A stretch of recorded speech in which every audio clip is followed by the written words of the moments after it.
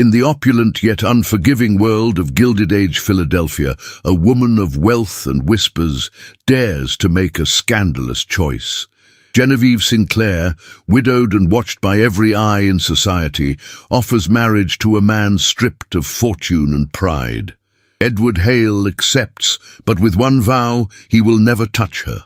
What begins as a cold bargain soon trembles with secrets waiting to break free, with pride battling against longing, and with a question that cannot be silenced.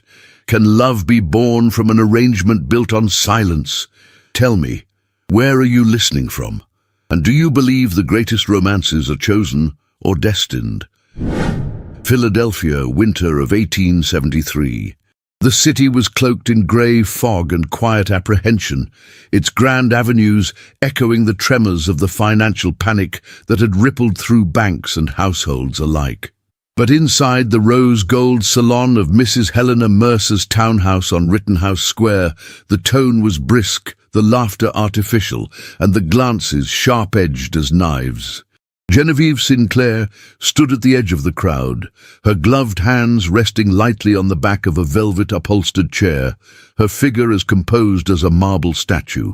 At 36 years of age, she was still the embodiment of poised elegance. Her gown, a deep garnet silk trimmed with black chantilly lace, fit her like memory fit grief, perfectly, but with weight. Her hair, coiled at the nape with silver pins, framed her pale face in soft waves that refused to betray her age. But it was her eyes, those calm, grey-blue eyes, that held the attention of every woman who envied her and every man who feared her. They whispered that her fortune was waning, that her late husband had left more illusion than stability, that the estate on Walnut Street was beautiful but hollow. And Genevieve, who heard everything while pretending to hear nothing, let the rumors settle like dust at her feet. She had come to the gathering not for company, but for calculation. Across the room, leaning with forced ease against the marble fireplace, stood Edward Hale. He was 3 years her junior, yet life had carved sharper lines across his face than time alone could explain. His once pristine reputation as the heir to the Hale name had crumbled with the collapse of their family's investments. Yet even stripped of fortune, he retained the posture of old breeding, broad shoulders beneath a well-cut but dated frock coat, a cravat tied with care, though the cuffs of his shirt were beginning to fray. Genevieve watched him with interest, not pity. There was something in the way he adjusted his stance every time someone passed him, in the way his eyes scanned the room not for pleasure but for escape. A man like that did not want to be seen, he needed to be rescued, though he'd sooner choke on his own pride than admit it.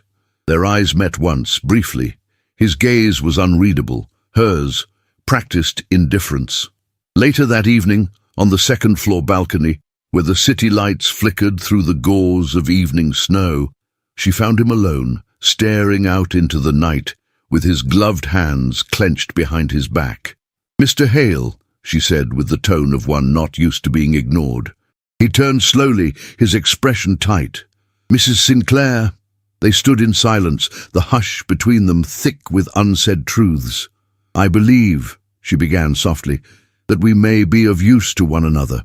He arched an eyebrow. "Is that so?" Genevieve did not smile. She never bartered with charm.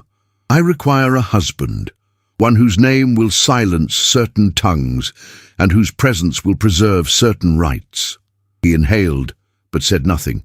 "You require stability, a home for your sister, protection from vultures wearing cufflinks." His jaw tensed. "You presume much." "I presume only what I know." She paused. "I would ask for no affection, only appearances." His voice was bitter when it came. "You wish to buy a husband?" "No," she said. "I wish to purchase peace." He turned toward her then, the light from the drawing room casting a soft glow on his cheekbones and jawline. He looked almost handsome in that moment, if one ignored the tight coil of wounded pride that seemed to live in his chest. "And in return," he asked, "you would have protection, dignity, and your own room." There was a flicker in his eyes, relief perhaps, or disappointment. He gave a soft laugh. one without joy. I see. Very well, then.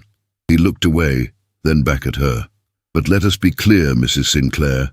You may have my name. You may have my presence. But you will never have my touch. Genevieve's gaze did not falter.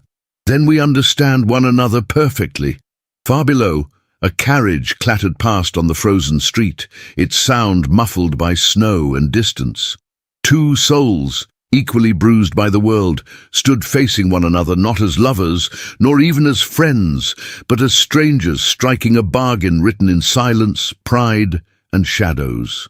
Neither knew then that what they sealed that night would unravel everything they believed unshakable. But for now, there were no revelations. Only two gloved hands parting without so much as a brush of skin, and the cold wind of a Philadelphia winter that refused to soften, even for the wealthy. The morning of the wedding dawned with a sky the color of tarnished silver. Snow had begun to fall over Philadelphia in soft, deliberate flakes, like nature itself wished to shroud the day in hush.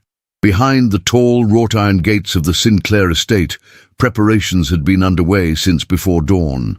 Servants moved swiftly but in silence, as if afraid to awaken the ghosts that lived within the marble walls. The ceremony was set to take place in the Winter Salon, a grand hall on the north wing of the mansion, rarely used since the death of Mr. Sinclair. It was a room of mirrors and marble, of pale grey columns and soaring windows veiled in sheer muslin. Chandeliers sparkled under the grey light, their crystals trembling with each step upon the parquet floor. A fire crackled in the hearth, not for warmth, but to soften the frost of tension that hung in the air. Genevieve stood in her chambers as the final pins were placed in her hair. She wore no veil. Her gown, crafted in muted lavender silk, whispered as she moved. A color chosen carefully, neither the jubilant ivory of a new bride, nor the somber black of mourning. The bodice was modest, trimmed in black lace, the sleeves long and fitted to her slender wrists. Her only ornament was a brooch at her collar, an opal surrounded by small pearls, a gift from her late mother. She gazed at herself in the mirror with a detachment that bordered on cruelty. This was not the face of a woman in love. It was the face of a woman fulfilling a contract, a woman who had learned that appearances were not only armor, they were currency. A soft knock at the door. Her maid, Ruth, stepped in. "They're waiting, ma'am."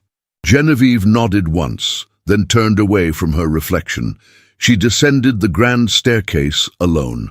The guests had arrived precisely at 11. Philadelphia's elite, bankers and their wives, factory owners, widows of old names, politicians with polished shoes and polished lies, filled the room like vultures draped in velvet. Their murmurs were low but steady, the kind of whispers that clung to walls and followed people home. There was no music, no procession, only the shuffle of silk and the sharp scent of winter roses arranged in crystal vases. The minister stood beneath a tall, arched window, a Bible in hand, his expression tight and proper. Edward was already there. He stood tall, his posture impeccable, his jaw clenched so tightly one could see the tension in his temples. He wore a charcoal grey frock coat, his waistcoat black, his cravat tied with exacting precision. But his eyes, they were hard, distant. There was no joy in them, only resolve. He did not look at her as she crossed the room. He did not offer his hand. The ceremony was brief. The vows were spoken clearly, without falter, yet without warmth. The minister asked if they took one another in lawful matrimony, and they answered yes. Genevieve with steady eyes, Edward with a voice like stone. There was no kiss, only a final prayer. As the minister closed his book, applause did not follow. A few polite coughs, the rustle of skirts, and the clink of a dropped fan filled the space that should have held celebration. A woman in green whispered too loudly, "Well, I suppose that's one way to keep a roof over your head." Genevieve turned her head just slightly toward the voice. One look, icy and unblinking, and the woman lowered her eyes, shamed into silence. After the guests were ushered out for brandy and cake, the bride and groom did not linger. They retreated separately, with the quiet choreography of two strangers boarding the same train. That night, the house remained hushed. No music played. The ballroom remained unlit. The staff moved cautiously, as if the walls themselves might disapprove of merriment. Genevieve entered her private sitting room shortly after 8. A tray had been placed by the hearth, tea untouched. The fire burned low. On the mantel stood a porcelain clock that had once belonged to her grandmother. Its ticking filled the space with solemn rhythm. A soft knock. She turned. Edward stood in the doorway, his coat removed, his expression unreadable. For a long moment, neither of them spoke. Then he stepped inside, crossed the room, and placed something on the small table beside the fireplace, his wedding band. "I will not wear it," he said, his voice calm, measured. It would be a lie. She did not flinch. She walked over, picked up the ring, studied it. "As you wish," she replied softly. He looked at her then, truly looked, his eyes scanning her face, her hands, the silver in her hairline that caught the firelight, not with desire, but with something bordering on regret. "I will keep to my word, Mrs. Sinclair." "I never doubted you, Mr. Hale." A silence. Then he bowed his head slightly, turned, and left. That night, Genevieve lay in her bed alone. The covers remained smooth on the side he would never occupy. Outside, the snow fell heavier. Inside, the only sound was the wind pressing against the windows like some forgotten spirit begging to be let in. In the morning, sunlight filtered through the lace curtains. The city awoke under a blanket of white. Genevieve, dressed in a soft grey morning gown with a high collar and delicate buttons down the front, descended the stairs to the breakfast room. She sipped tea alone, unread correspondence laid out before her, untouched. Just past 10, Helena Mercer arrived. She did not wait to be announced. She swept into the room with the air of a woman too old for games and too influential to be denied. Her gown, dark burgundy with black trim, rustled with determination. Genevieve did not rise. She merely motioned toward the chair opposite her. Helena sat. Her eyes, the color of faded ink, studied the young widow-turned-wife. "So," she began, voice low and cutting, "you did it." Genevieve met her gaze without blinking. "Yes." Helena leaned forward, one gloved hand resting on the tablecloth. "Do you know what they're saying?" Genevieve folded her hands calmly in her lap. "I rarely concern myself with the opinions of the bored and irrelevant." Helena smirked. "They say you bought yourself a husband, that you made him sign away his dignity in exchange for your name and your roof." Genevieve tilted her head. "Did they also say he came willingly?" "They always come willingly," Helena replied with a bitter chuckle.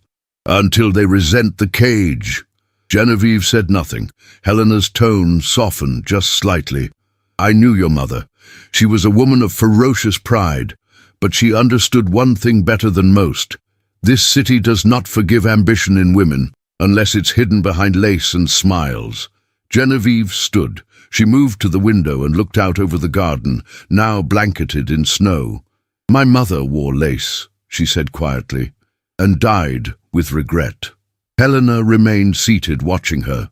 "Be careful, Genevieve. You've placed a man beneath your roof who will never forget that you rescued him. That sort of debt, it eats at a man's spine." Genevieve turned. "I did not rescue him, Helena. I offered him a bargain. Whether he chooses to see it as a favor or a chain is not my concern." Helena nodded slowly, then rose to leave. As she reached the doorway, she paused. Marriages built on silence have a way of turning into tombs. When the door closed behind her, Genevieve remained by the window, her fingers resting on the cool glass. Outside, the snow continued to fall, quiet, cold, and relentless. Inside, the new Mrs. Hale stood still, draped not in white nor in black, but in the color of things left unsaid. In the early days of their union, the great Sinclair mansion seemed to grow quieter with each passing hour. Its ornate rooms, once pulsing with the occasional murmur of visitors or the soft harmony of piano chords drifting from Genevieve's salon, now echoed with an unfamiliar stillness. A stillness not of peace, but of polite avoidance. Edward Hale, newly installed as master of a house he did not build and bound to a woman he did not choose, moved through the halls like a guest who had overstayed his welcome. He was careful, courteous, and impossibly distant. The staff, trained to regard the new husband with the same respect owed to his wife, obeyed him without warmth. Their deference was mechanical, not loyal. They saw in him what society saw, a man purchased, a man surviving on borrowed pride. Genevieve, for her part, made no demands. She did not call for him during the day, nor seek his company at night. At dinner, which they shared more out of custom than desire, she would sit across from him in the formal dining room, her posture impeccable, her voice low and deliberate. Conversations, when they occurred, revolved around neutral topics, the weather, charitable events, minor news from the mills. On the third evening, as a servant poured Bordeaux into cut-glass goblets, Edward finally asked, without looking at her, "Will your name remain Sinclair in public affairs?" Genevieve dabbed the corners of her mouth with her linen napkin before responding. "For business purposes, yes. The Hale name is not associated with industry. It would raise questions." He nodded once, then returned to his plate. It was like that, every word measured, every glance avoided. The space between them was a garden of silence, carefully tended, and neither dared trample it. But despite the stiffness of their arrangement, small cracks began to appear in Edward's armor. Clara, his younger sister, had moved into the East Wing days after the wedding. At 20 years of age, she carried the fragility of someone raised with gentleness and then thrust into uncertainty. Genevieve had offered her a room, a lady's maid, and access to her private library, all without ceremony. One afternoon, Edward found Clara in the conservatory, curled on a window seat with a book in her lap and tears in her eyes. He crouched beside her, frowning. "Has someone upset you?" She shook her head. "No, that's just it." "What do you mean?" "She treats me with kindness, not affection, but respect. I expected coldness or pity. Not this." Her voice faltered. "I don't know how to be grateful without feeling like I've betrayed Mother." Edward looked away, jaw tightening. "This is not a matter of betrayal." "Isn't it?" she whispered. "We live in her house. We wear her food. And you, Edward, what are you becoming in this place?" He rose abruptly, unable to answer. That night, Genevieve found a note tucked among her papers in the study. It was unsigned, but she recognized Clara's hand.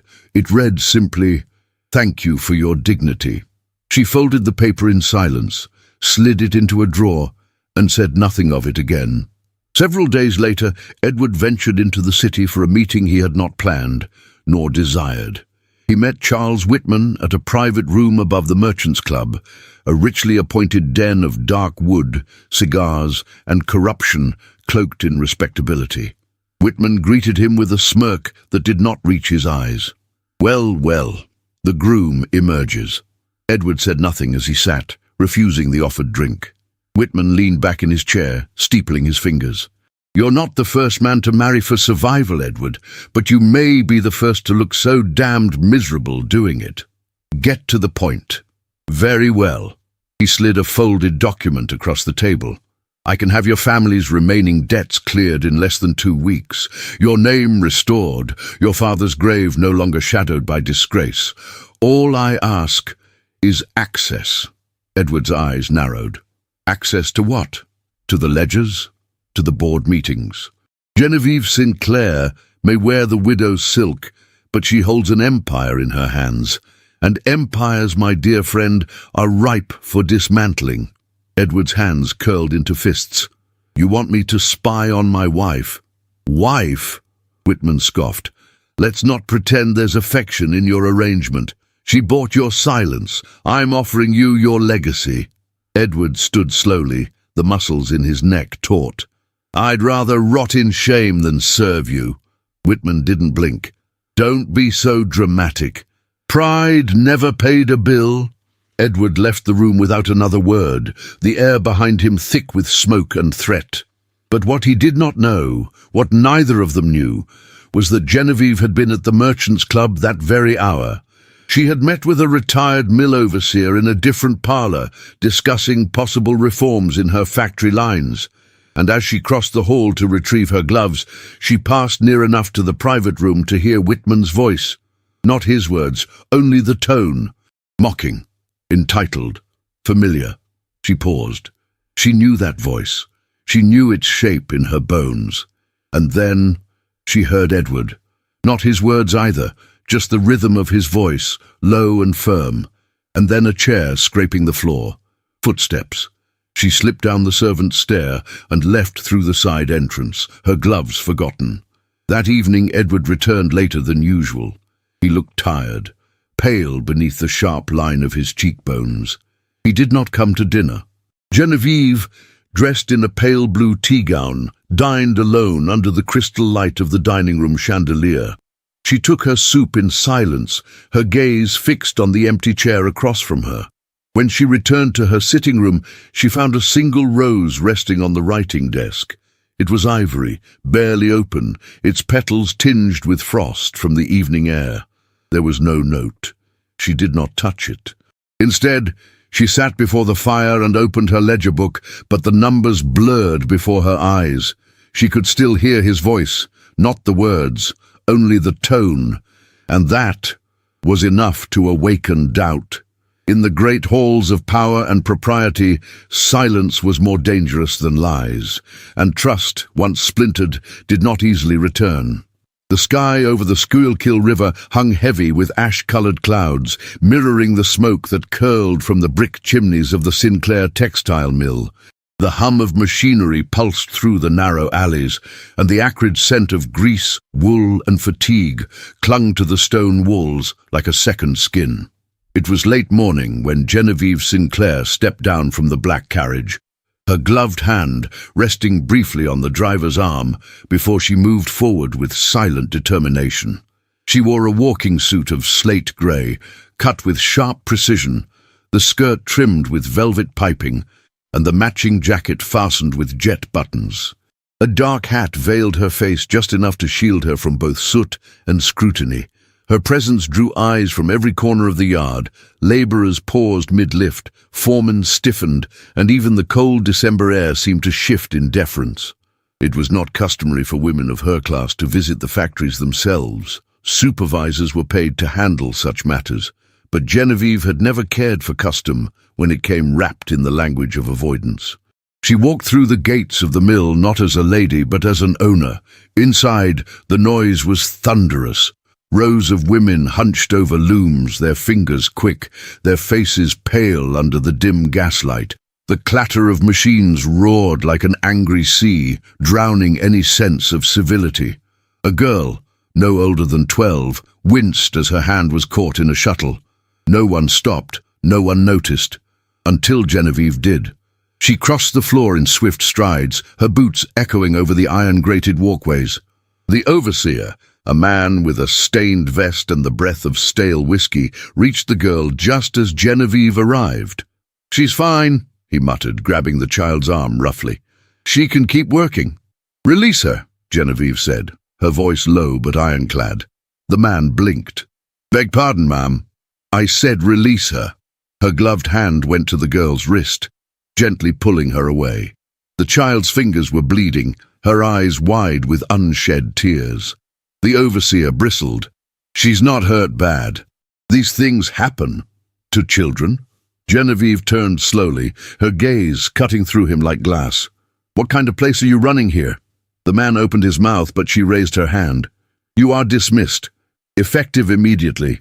"You can't." "I can," she said, "and I have." A silence fell over the floor. Even the machines seemed to hesitate.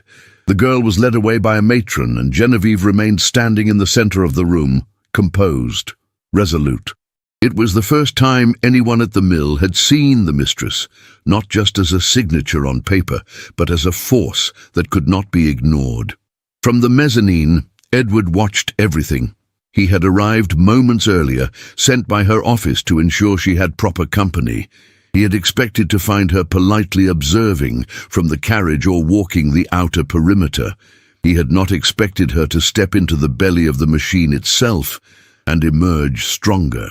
He followed her silently back to the carriage as snow began to fall in slow, heavy flakes. "You handled yourself well," he said, once they were seated.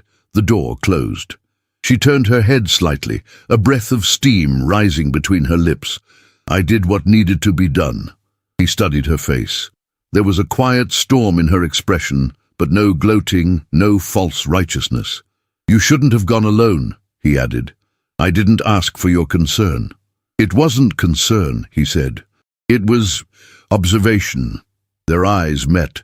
For the briefest of moments, something shifted. That evening, the Sinclair household attended a private dinner at the home of Walter Henley, a financier of railroads and an old acquaintance of the late Mr. Sinclair. The rooms were warm, the chandeliers aglow, and the conversation tinged with the usual blend of flattery and ambition. Genevieve wore deep blue velvet, her shoulders draped in a shawl of fine black lace. Diamonds glittered modestly at her ears. Edward stood by her side, tailored and unreadable as always. The meal was served in 6 courses, and by the time brandied pears were placed on crystal dishes, the tone at the table had shifted from polite to pointed. Charles Whitman, seated diagonally from Genevieve, leaned forward with a condescending smile. "I hear you've taken a personal interest in your factories, Mrs. Hale," he said, his fork twirling slowly through the air. "Quite the endeavour for a woman. Must be exhausting." A murmur of amusement passed through a few guests, but most simply lowered their eyes. Genevieve raised her chin. "Not as exhausting as fixing the errors of negligent men." Whitman chuckled. "Forgive me, but one wonders if such excursions are meant to be productive or merely theatrical." Edward's chair creaked. Genevieve didn't speak. She didn't need to. Edward's voice rang out sharp and cold. "If you knew the first thing about management, Whitman, you'd know the difference between theatrics and leadership." The room fell still. Whitman blinked. "Pardon?" Edward turned his gaze to him, calm but unyielding. "You mock what you don't understand. She's more competent than half the men at this table, and more honest than all of them." A sharp silence followed. Genevieve said nothing, but beneath the table, her hand closed slowly around her napkin. Later, as guests wandered into the drawing room for port and quiet music, Edward stepped away, needing air. He found himself near a tall window, the pane cold against his palm. The snow outside had thickened, casting the city in soft white. He did not hear her approach until her voice reached him. "You didn't have to defend me." He turned. She stood at a distance, her expression unreadable. "I didn't do it for you," he said. "I did it because I despise men who mistake power for worth." She tilted her head. "Do you still believe I bought you?" "I believe," he said slowly, "that I sold myself." A pause. "I don't know which of us is more to blame for that." She stepped closer. Just one step. Just enough that he could see the light catching in her eyes. There was a tension there, not anger, not hostility, but something deeper, a charge neither of them fully understood. For a moment the room faded. The city beyond the glass disappeared. And all that remained was the space between them, too far for touch, too close for peace. He opened his mouth as if to say something else, but no words came. Instead, he turned and left the room. Genevieve remained, her hands resting on the curve of the piano, her breath shallow. The mask was beginning to slip, but neither of them knew yet whether it would reveal something human beneath, or something far more dangerous. By the first week of January, Philadelphia's snow had begun to turn to ash beneath the carriages of society. The grand avenues were coated in grey slush, and the air carried a chill that seeped not only through bone, but through reputation. In parlours lined with gilt mirrors and mahogany sideboards, there was a new sport among the elite, the dismantling of the Hale-Sinclair Union. It began with a small paragraph buried in the social column of the Evening Ledger. A quiet line, no names mentioned, only the suggestion that a recent marriage between an iron heiress and a fallen gentleman had all the makings of a theatrical farce. But by the second printing, it had a headline, "A Transaction in Toul," and by the end of the week, it had a name. They called it the Hale Sinclair Farce. Genevieve read the articles without flinching. Over breakfast, she would unfold the newspaper, her expression unchanging as she scanned each line. She never commented, never so much as sighed, but Edward could see the way her fingers tightened ever so slightly around the porcelain teacup, and he noticed that she began to wear darker colors during the day, steel blue, deep plum, charcoal, as if trying to erase herself into the walls. He said nothing, because what could he say? That he too read the columns, that he burned with shame not for the scandal itself, but for the lie that had become their marriage. The servants were quieter now. Even Ruth, Genevieve's loyal maid, moved more cautiously around Edward. He noticed how conversations would stop when he entered a room, how glances lingered longer than they should. And somewhere in the background, like a shadow cast across silk, was Charles Whitman. Unbeknownst to either of them, one of the footmen, Thomas, a young man eager to rise in the city, had begun reporting to Whitman. A misplaced letter here, a whispered observation there. Whitman paid well for whispers, and Thomas, who once folded Edward's coats with admiration, now watched the man with hawk-like precision. It was Thomas who planted the first seed of a rumor too cruel to be ignored. He had seen Edward, one stormy night, walking with Clara down the garden path, his hand on her shoulder, her expression distraught. A moment of sibling concern, nothing more. But to Whitman, it was fuel. The story was twisted, stretched, poisoned, until it reached the ears of a gossip columnist with a taste for scandal and a fondness for Whitman's patronage. Within days, the whispers grew louder. Not only had Genevieve bought her husband, they said, but now she had lost his affections to a younger woman under her own roof. The implication that Edward was involved in a shameful affair with his sister-in-law was vulgar, grotesque, and completely false. But truth mattered little when paired against a well-crafted scandal. The blow struck hardest at a luncheon hosted by the Women's Charitable Society, where Genevieve had sponsored an initiative to support working-class widows. Clara had accompanied her, dressed in a modest rose-colored gown with lace cuffs, her hair styled simply. She had never looked more demure, nor more hopeful. It was her first formal appearance since the wedding, and Genevieve had nodded her approval as they entered the tea room at the hotel. The event was attended by more than 40 ladies of society, but it was Mrs. Agatha Loring, sharp-tongued and perpetually overdressed, who delivered the cut. As Clara reached for a sugar cube, Agatha leaned across the table and said, in a voice far too loud for civility, "It's so generous of Mrs. Hale to offer you shelter. One can only imagine the lengths to which some girls go to remain in such fine homes." Clara froze. Agatha smiled over her teacup. "I do hope your brother-in-law treats you with kindness." The words hung in the air like smoke from a dirty fire.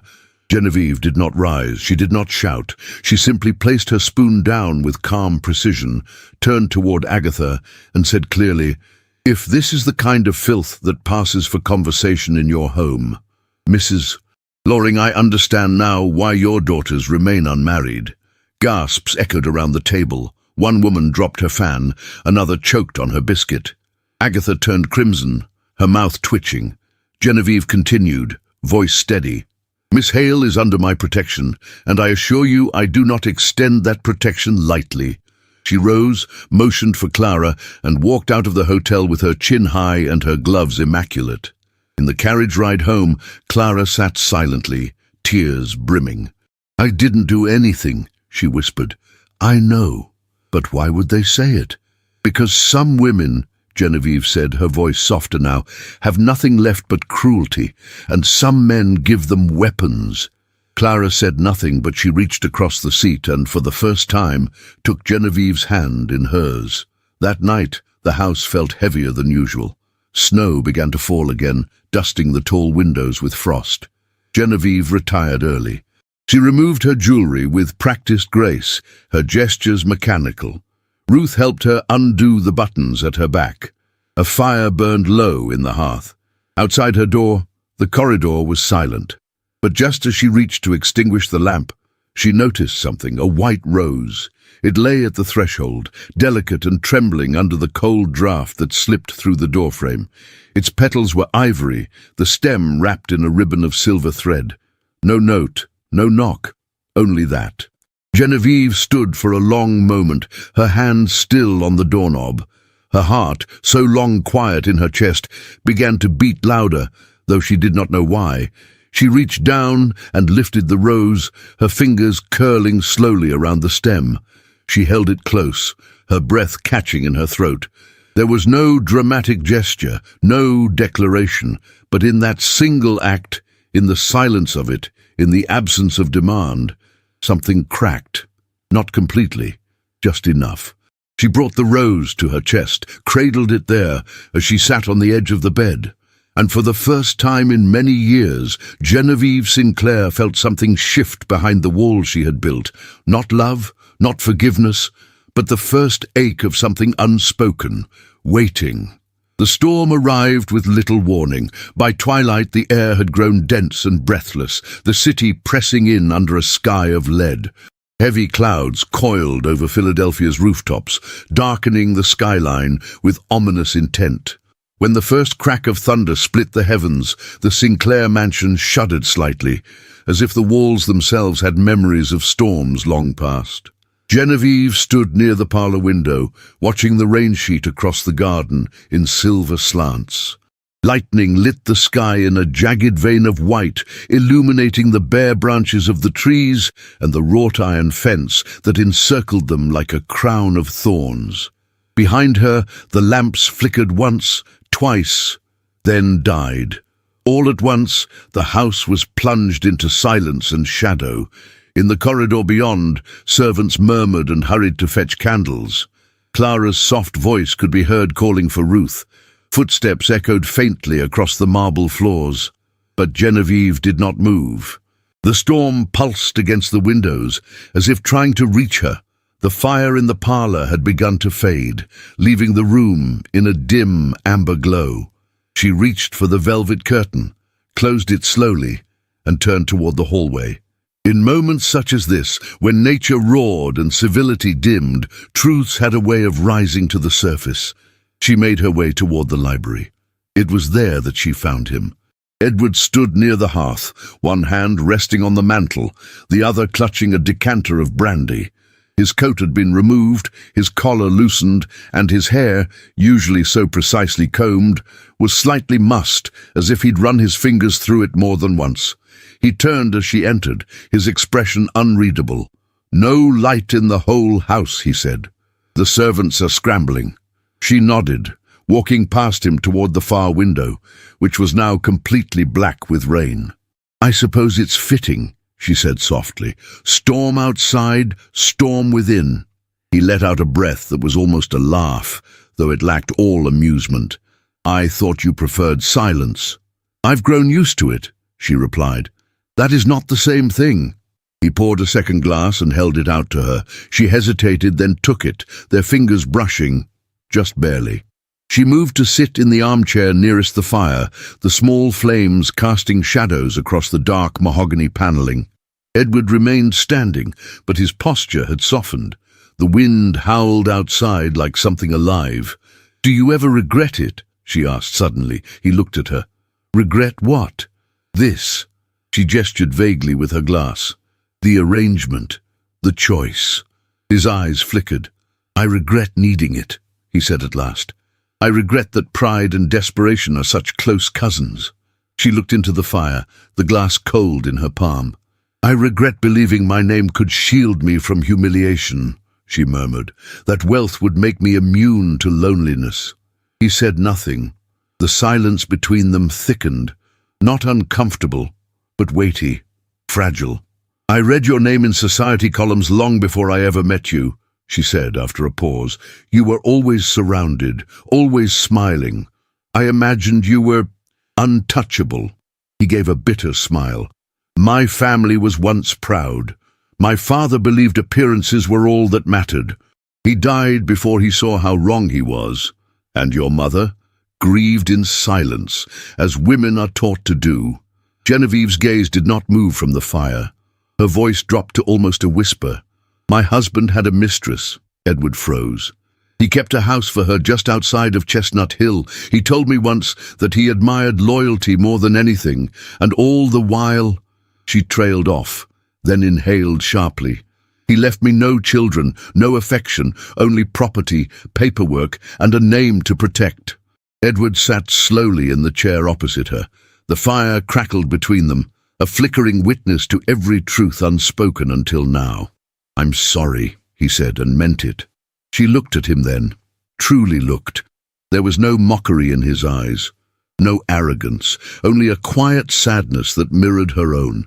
You must think me cold, she said, distant, but I am only a woman who has learned to survive without being seen. He leaned forward, his voice low.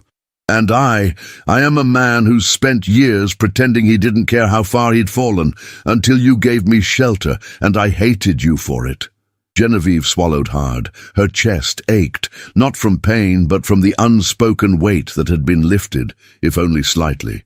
Do you still hate me? She asked. He did not answer. Instead, he reached across the space between them, his hand resting on the arm of her chair. His fingers hovered close to hers, not quite touching. She looked down, then up, her breath unsteady, and in that moment, something passed between them. Something that had nothing to do with contracts or names or debts.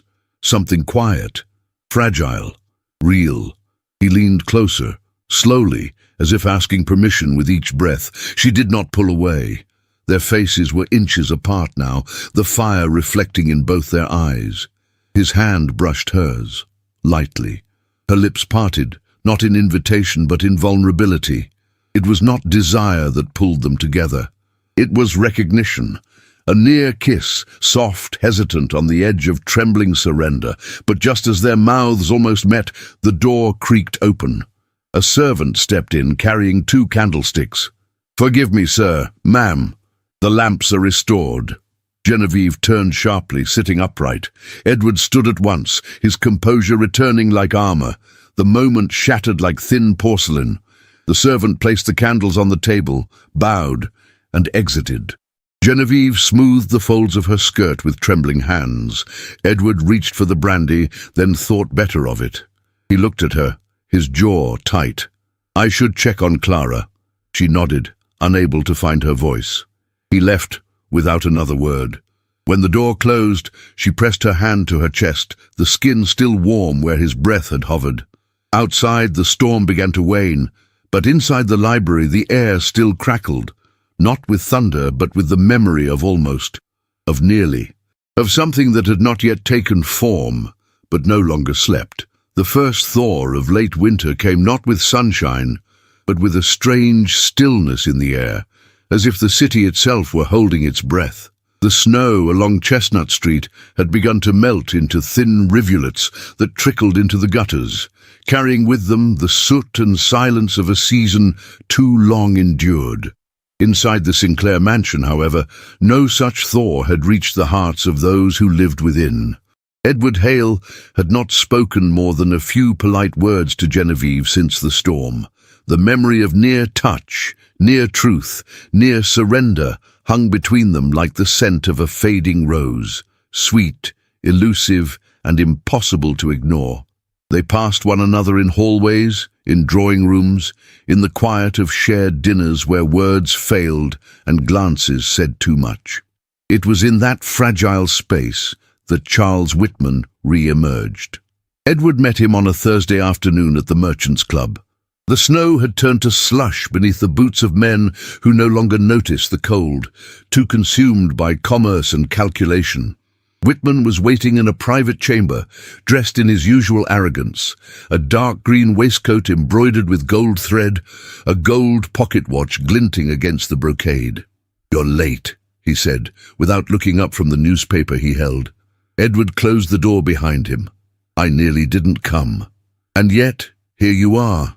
Whitman gestured to the chair across from him.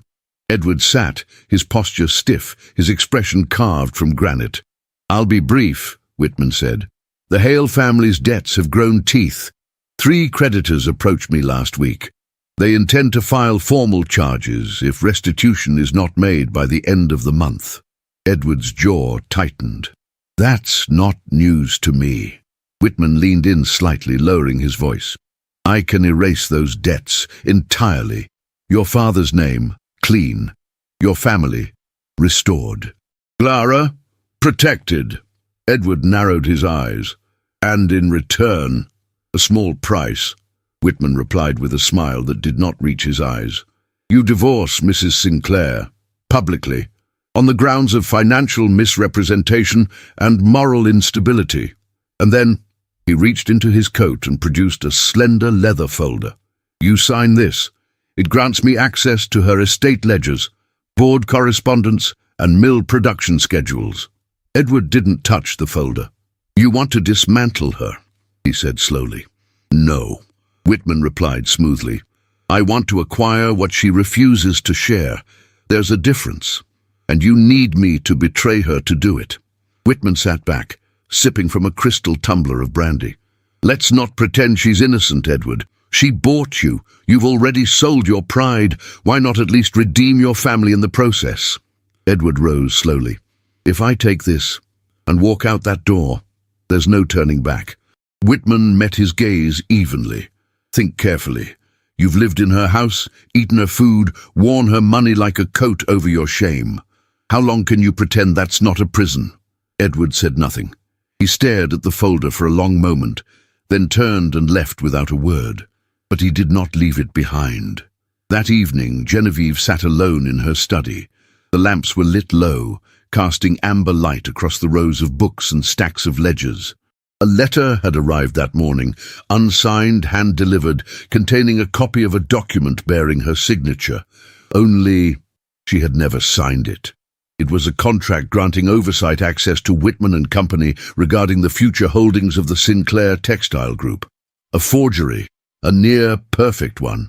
She stared at it, her fingertips cold despite the heat of the fire.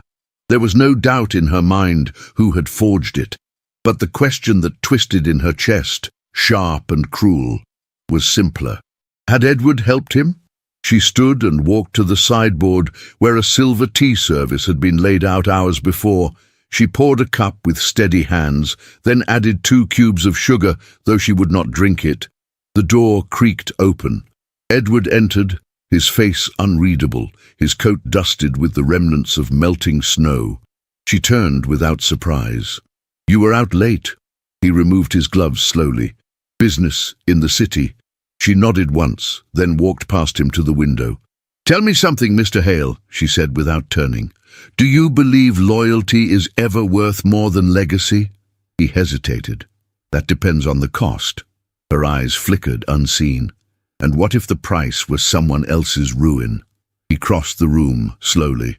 "Is this a riddle, Genevieve?" "No," she replied, still watching the street beyond the glass. "It's a test." He said nothing.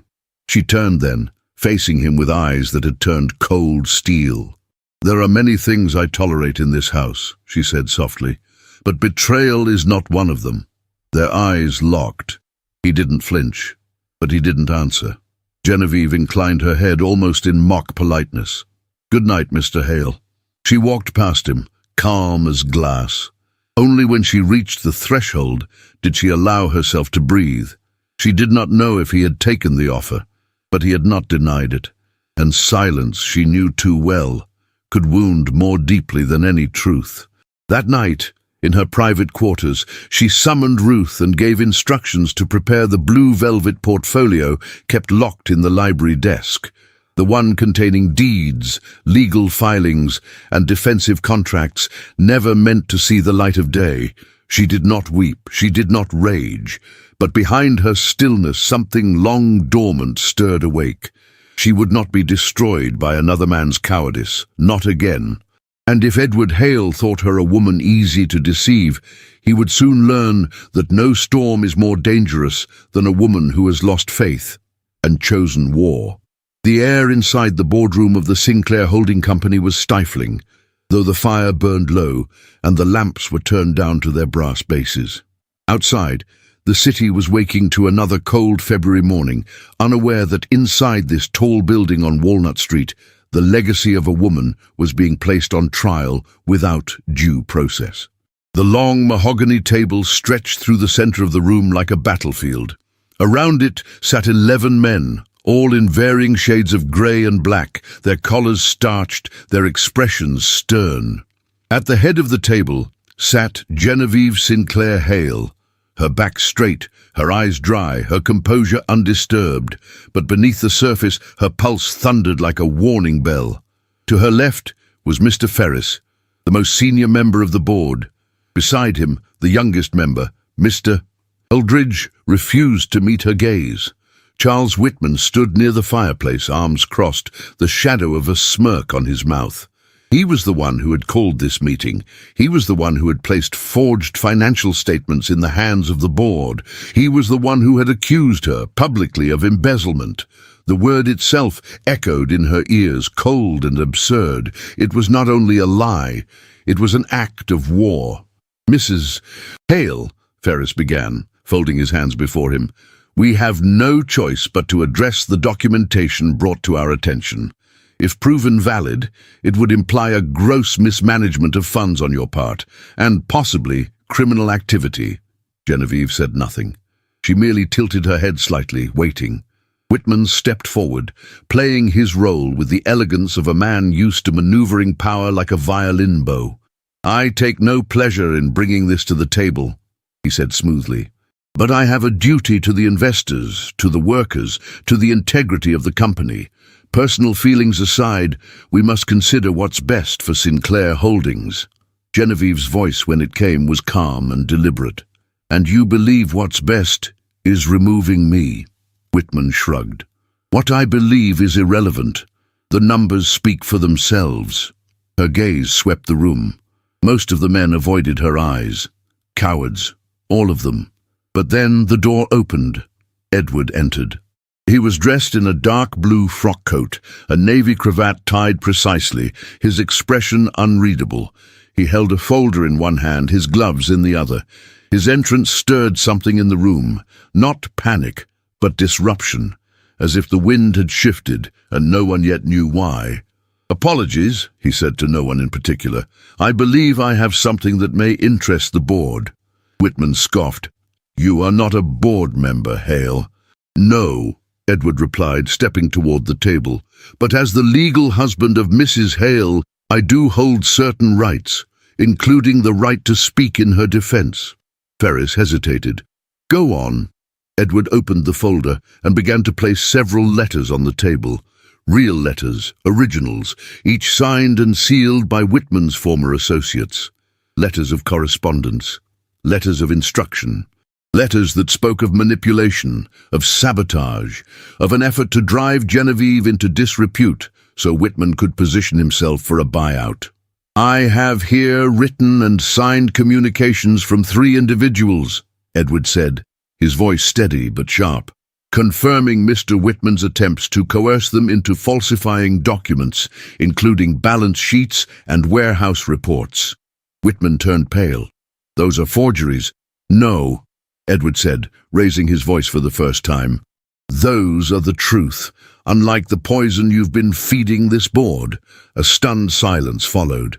Genevieve looked at Edward, truly looked, and for the first time in many months, she saw the man, not the burden, not the pride, but the man who stood when it counted. Ferris cleared his throat. "If these documents are verified—" "They are," Edward cut in, "and I am prepared to swear as much in court, regardless of what it may cost me personally." Genevieve's breath caught. There it was. The gesture that stripped him of all defense, of all calculation. He was willing to risk his own name for hers. Mr. Aldridge looked up, the first to speak with certainty. "I move that we strike Whitman's claims from the record and begin a full investigation into his conduct." Ferris nodded slowly. "All in favor?" Hands went up. All but one. Whitman turned on his heel and stormed from the room. The meeting was adjourned. The men began to file out, murmuring, stealing glances at Genevieve with a mix of awe and shame. Edward remained where he stood, the folder now closed, his gloves forgotten on the table. Genevieve rose slowly. She walked to him, not rushing, not floating, simply walking like a woman who had survived a battlefield and now stood before its most unlikely soldier. She reached for his hand and held it, not as a gesture of victory nor of gratitude, but of something unspoken, something fragile and unfamiliar. He looked down at their joined hands, his eyes flickering with emotion he did not voice. They left the building together, but the silence between them lingered even after the carriage brought them home. Inside the mansion, Ruth met them at the door, her eyes wide with relief. Clara came running down the stairs, throwing her arms around Genevieve without a word. Genevieve returned the embrace gently, her eyes never leaving Edward's face. Later, in the solitude of her sitting room, Genevieve stood by the window, staring out at the dusk settling over the city. Her hand still tingled from where his had held it. She wanted to knock on his door, to ask him why he did it, to ask if it had been for duty, or something closer to devotion, but she did not move, because war had taught her one thing above all else. Even love must wait its turn when wounds are still fresh. The morning sky over Philadelphia was washed in the pale grey of farewell. A hesitant sun pushed through the thinning winter clouds, casting a cold, indifferent light across the city. Inside the Sinclair mansion, the air held a strange stillness, one that no fire could dispel and no voice dared to interrupt. Edward Hale stood in the corner of his study, a small leather satchel resting on the edge of the desk, half-packed. Papers lay stacked with measured precision beside a worn black travel coat, its seams still damp from a recent pressing. A train ticket to Boston, folded neatly, peeked from the breast pocket. He reached for it, paused, and exhaled. There had been no argument, no great declaration, just silence. And that silence, heavy and unyielding, had made the decision for him. After all he had done, for her, for Clara, for the company, he still did not belong. He had crossed a line in the boardroom, not just to defend her name, but to find his own. But even in that moment of shared triumph, Genevieve's eyes had remained distant, like someone watching the horizon for a ship that would never return. She had taken his hand, and then she had let it go. Now he would go as well. He heard footsteps in the corridor. A soft knock followed, too light to be Ruth, too hesitant to be Clara. He didn't answer. The door opened anyway. Genevieve stepped inside. She was dressed in a simple navy blue walking dress with a velvet sash cinched high at the waist. Her hair was pinned back, though a single curl had come loose and framed her cheek. She did not wear gloves, and in her bare hand she carried nothing, no defense, no pretense. He turned slowly, the ticket still in his hand. "So," she said softly, "you're leaving." He nodded. "There's business in Boston, an opportunity I've delayed too long." Her eyes searched his face, and for a moment the silence between them stretched taut. "Is that the only reason?" He looked down. "No." She stepped forward, each movement measured, each breath an act of control. "I suppose I should thank you," she said, "for what you did at the board meeting. You saved my name." "I didn't do it for your name," he replied. She paused. "Then for what?" He met her gaze, and for once, nothing in his eyes was guarded. "For you." A silence settled.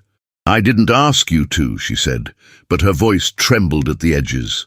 "No," he said. "You never ask for anything." She lowered her gaze. Edward turned back to the desk, picked up his gloves. "I think," he said, more to the window than to her, "you deserve someone who gives without condition, someone who didn't arrive in your life through necessity, someone you could choose, freely." He began buttoning his coat. Behind him, her voice came, quiet but steady. "Then stay." He froze. "Not for debt." Not for appearances, not because you think you owe me. Slowly he turned. Stay because I want you. Her voice broke slightly on the last word, and for the first time since the day of their cold, silent wedding, Genevieve Sinclair allowed the armor to crack. He crossed the room slowly. Her breath caught as he approached, but she did not retreat. He lifted his hand, gently brushing that stray curl from her cheek. His fingers lingered at her temple, tracing the line of her face with the reverence of a man touching something sacred. "You want me?"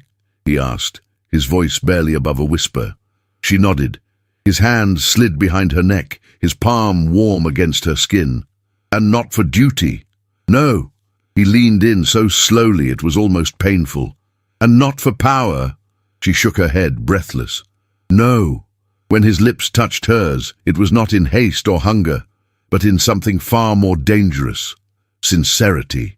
It was a kiss that asked for nothing and gave everything, a kiss that undid the vow of silence, born not from law, but from fear. Genevieve's hands rose to his chest, not to push him away, but to steady herself. The room around them faded. No marble, no portraits, no ticking clocks, only the weight of his mouth on hers, the warmth of his breath, the tremble in her fingertips. When they parted, neither spoke. Words would only cheapen the moment. Later, the house grew quiet. Ruth had retired early. The lamps in the hall dimmed to a soft glow. Clara's light was out, the door to her chamber gently closed. Genevieve stood outside Edward's room. She had changed into her nightgown, a pale silk that caught the light like moonlit water. A shawl draped around her shoulders, clasped with trembling hands. She raised her hand to knock, then stopped. The door opened before she could touch it. Edward stood there, no coat, no waistcoat. His shirt sleeves were rolled to his forearms, his expression bare. "I wasn't sure you would come," he said. "I wasn't sure either," she replied. He stepped aside. She entered without another word. He closed the door behind her. They did not speak as he led her to the bed. He did not undress her. He did not ask for more than what she had already given. She lay beside him, her head resting against his chest. He pulled the covers over them both, his arm drawing her near, their bodies fitting together, not in longing, but in belonging. The fire in the hearth flickered low. In the stillness, she felt his heartbeat beneath her ear. Strong, steady, real. His hand found hers beneath the blanket, and there, in the quiet of a marriage long denied its truth, they slept, clothed, untouched, and more intimate than they had ever been. A man who had been bought had given himself freely. A woman who had never been asked had finally been chosen. Outside, the last of the winter snow fell gently across the city. Inside, two hearts, once strangers in silence, now rested in something deeper than love: trust. Spring arrived in Philadelphia, not with a burst of color, but with the quiet confidence of a city that had endured much and continued forward with grace. The streets were cleaner, the sky clearer, and the grand houses of Rittenhouse Square once more opened their windows to the warming breeze.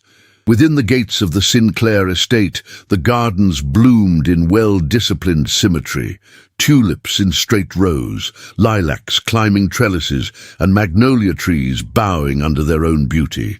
The mansion, too, had softened. The sharp silence that once ruled its halls had been replaced with music, conversation, and the occasional sound of laughter echoing faintly across the marble floors. Genevieve had opened the house again, not to the city, but to life. It had been nearly 3 months since the winter ended, in more ways than one. Tonight, the Sinclair name would shine not in defense, not in scandal, but in celebration.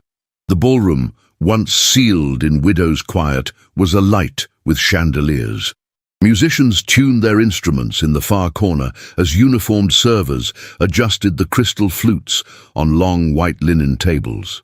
The soft clink of glass, the scent of fresh flowers, and the rustle of silk gowns created a harmony of anticipation. The gala was to mark the relaunch of Sinclair Textiles, now formally restructured under Genevieve's name, with written commitments to labor reform. It was the first industrial contract in Philadelphia to guarantee housing for mill girls, reasonable hours, and inspections by independent overseers. It was not charity. It was change. Genevieve stood at the top of the grand staircase, surveying the final preparations.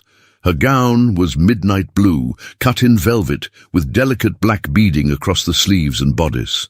Her hair was gathered at the crown of her head, in a soft chignon, with a sapphire comb nestled behind her ear. She wore no necklace. She needed none. Edward stood behind her, his cravat impeccably tied, the deep charcoal of his evening coat perfectly fitted. He did not speak, but when she turned to meet his gaze, he nodded once. The look they exchanged was not of rehearsed coordination, but of mutual readiness. Downstairs, the guests had begun to arrive. Carriages lined the street, and Philadelphia's most powerful stepped across the marble threshold with admiration and perhaps a touch of envy. Among them, Helena Mercer made her entrance with her usual theatrical flair, a dark gown of crimson taffeta and a feathered fan in hand. Her eyes scanned the room like a queen returning to court. She accepted a glass of champagne from a footman and moved toward the staircase just as Genevieve descended. The two women met at the center of the ballroom, drawing the attention of many. Helena looked Genevieve up and down, a half-smile on her lips. "Well," she said with a raised brow, "I was told you would never recover your standing." Genevieve met her gaze, serene. "You were told many things, Helena." Helena's fan paused mid-flutter. She tilted her head and, after a beat, her expression softened, if only slightly. "You've done more than recover. You've rewritten the rules." Genevieve blinked, surprised. "That was a compliment, dear," Helena added with a smirk. "Don't let it go to your head." "I won't," Genevieve replied, "but thank you." Helena leaned in, her voice low. "And for what it's worth, I was wrong about him." Genevieve said nothing, but her heart beat faster. She moved through the room, greeting each guest with quiet grace. There was no arrogance in her bearing, only calm authority. The name Sinclair now carried with it more than wealth. It carried justice. Clara stood by the tall French doors leading to the garden, dressed in soft green satin, her cheeks flushed with color and confidence. She had found a place in this house, and more importantly, a voice. Several ladies gathered around her, listening with interest as she described a new education initiative she was organizing for the factory workers' children. Genevieve paused to watch her for a moment, pride tugging gently at her chest. From across the room, Edward approached.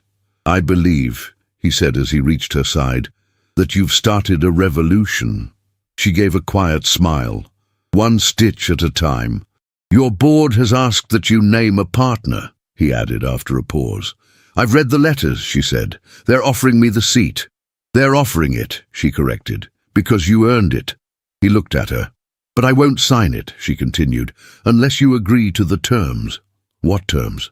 "That we build something that belongs to both of us, not just in name, but in truth."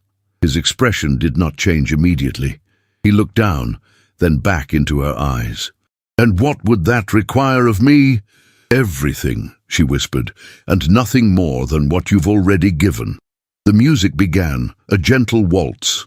Edward extended his hand. "May I?" She placed hers in his, the warmth of his touch anchoring her in the moment. They moved together onto the floor. The room shifted, guests parting, making space without being asked. They danced slowly, deliberately. No performance, no spectacle. Only two people moving as one. Her fingers rested lightly against his shoulder, his hand pressed firmly at her waist. Their steps were unhurried, their gazes locked. He leaned in, his voice barely audible beneath the violins. This time he said, "I choose you, not for wealth, not for legacy, just for you." She stopped just for a moment, breath catching. Then she smiled. "And I choose you." The chandelier overhead reflected in her eyes like stars fallen to earth. Around them, the gala continued. Conversations, laughter, the clink of glass, but in the heart of it all stood the quiet miracle of a marriage no longer forged from need, but chosen freely, fiercely, and without shame. The night stretched on, and the Sinclair name sparkled not from opulence, but from the strength of a woman who had risen from silence, from the devotion of a man who had learned to kneel before no one, and from the love they had not expected, but finally embraced. And for the first time, the house felt not like a fortress, but like a home. Philadelphia, spring of 1883. The Sinclair estate stood unchanged to the untrained eye. Its tall iron gate still flanked by climbing roses, its marble facade still pristine against the morning sun. But to those who had lived within its walls, the house had become something far more than a symbol of wealth or survival. It had become a sanctuary for resilience and for love. In the garden, where the lilacs now bloomed in unhurried splendor, two children ran barefoot through the dewy grass. The boy, dark-haired and wild with laughter, chased his sister, who clutched a stolen scone in her small hands, her curls bouncing as she fled. Their shouts echoed across the courtyard, the melody of a home long healed. Genevieve stood at the parlor window, watching them with quiet eyes. The years had graced her gently. A few strands of silver shimmered through her chestnut hair, and fine lines softened the corners of her eyes, but she wore them with the dignity of a life lived fully, fiercely. Her hands, once always gloved, always poised, now bore the marks of motherhood. Ink stains from lessons taught at the writing desk, and a thin scar on her thumb from a kitchen mishap she refused to let the staff correct. Behind her, Edward entered the room carrying a bundle of correspondence. "They've approved the second mill in Harrisburg," he said, "under your name. Again." Genevieve turned, a soft smile on her lips. "I told them the credit should be shared." "You did," he replied, crossing to her. "And they ignored you. Again." She touched his cheek briefly, affection no longer an act of hesitation. Their marriage had not softened with time. It had deepened. Seasoned by shared burdens and quiet triumphs, by late-night arguments over Clara's engagement and tearful laughter when their daughter was born during a snowstorm, neither of them had expected. Theirs was not the romance of stolen glances anymore. It was the solid, quiet anchor of chosen devotion. Edward kissed her forehead gently, then turned to watch the children through the glass. "Do you ever miss the quiet?" he asked. Genevieve chuckled. "Desperately. But not enough to give them back." They stood like that for a while, two souls who had once been strangers in the same house, now sharing one breath. Clara arrived shortly after noon, escorted by her husband, a progressive young councilman who had grown up in the very orphan initiative she had helped create. Her belly was round with her second child, and her eyes lit up the room the moment she entered. "Genevieve," she beamed, "he kicks every time we pass the statue on Chestnut. I think he already hates Whitman." Edward let out a low laugh, but Genevieve's expression shifted, just slightly. Charles Whitman had fallen hard and fast after the scandal. Though he avoided prison, he was stripped of every title and influence he had clung to. He died in a boarding house on the outskirts of Pittsburgh, far from the city he once ruled in whispers. His name, now mentioned only in cautionary tales, had become synonymous with ambition without soul. "Let him be forgotten," Genevieve said softly. Clara nodded. "He already is." That evening, as twilight settled over the estate, the family gathered under the veranda. The children sat at their parents' feet, listening to a story about a girl who had once ruled a house of marble with nothing but her name and her silence. A girl who had learned that silence was not strength, that love, when chosen freely, was the only legacy that mattered. As the stars began to pierce the velvet sky, Genevieve leaned against Edward's shoulder. 10 years, she whispered. He laced his fingers through hers. "And I would choose you again, every time." She closed her eyes, the sound of their children's laughter drifting like wind through leaves. No longer a widow, no longer a stranger, no longer alone. Genevieve Sinclair Hale had once struck a bargain in the cold of winter, believing she was buying peace. Instead, she had purchased the key to a love that would survive scandal, silence, and time itself. And in the quiet warmth of that spring night, she knew this was her greatest fortune. In a world where power often disguises itself as love and duty can masquerade as devotion, Genevieve and Edward showed us something rare and unforgettable, that the truest bonds are not forged in convenience, but in the quiet, deliberate act of choosing each other every single day. Their journey wasn't one of fairy tales. It was built through silence, storms, and the pain of learning to trust after betrayal. And yet, through all of it, love emerged, not grandiose, not perfect, but real, enduring, deeply earned.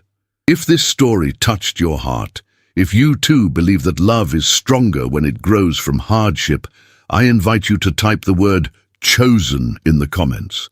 That way I'll know you stayed with us until the very end, and together we'll help this little corner of emotional, historical storytelling reach more hearts around the world.